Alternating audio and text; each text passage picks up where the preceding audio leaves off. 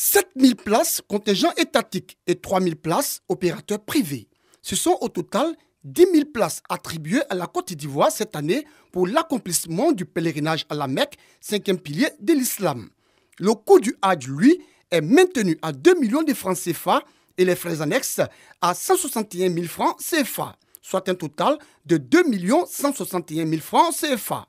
C'est ce qui ressort de la cérémonie de lancement de l'édition 2023 du Hajj organisée par la Direction générale des cultes et le commissariat du Hajj.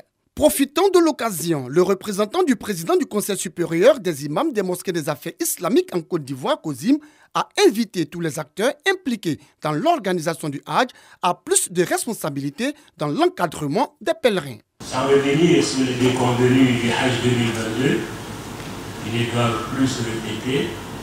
Je voudrais en appeler à l'esprit de dévouement de chacun des acteurs pour la noble cause de l'islam et de notre communauté. Les propos du représentant du guide suprême de la communauté musulmane, appuyés par le ministre de l'Intérieur et de la Sécurité, qui avait à ses côtés le ministre des Transports, Amadou Koné. Je voulais exhorter les opérateurs privés à s'engager, en plus à satisfaire toutes les exigences du cahier des charges, comme je l'ai dit, et la convention du compte séquestre dans le cadre de l'organisation du Hajj 2023. Contrairement à l'année dernière, la limite d'âge qui avait été imposée est levée. La seule condition, c'est d'être en excellente santé. Toutefois, ce qu'il faut savoir, c'est que les mesures concernant les vaccinations restent en vigueur. L'année dernière et en 2019 et tout ça, il y a des pèlerins qui n'ont pas pu voyager. Ceux-là, nous avons décompté, ils sont 2610. Ils sont prioritaires cette année. Les conseils et les instructions du ministre Vagondo Diomandé, bien perçus par l'ensemble des organisateurs du Hajj et le consul général de Côte d'Ivoire à Djeddah.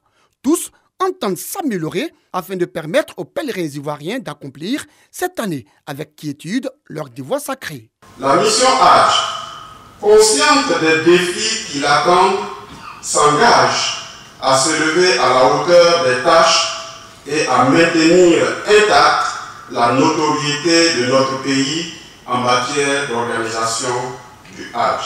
Les sages conseils prodigués par M. le ministre, l'invitation donnée à tous les acteurs du Hajj pour une édition 2023 réussie, et nous nous inscrivons dans cette dynamique.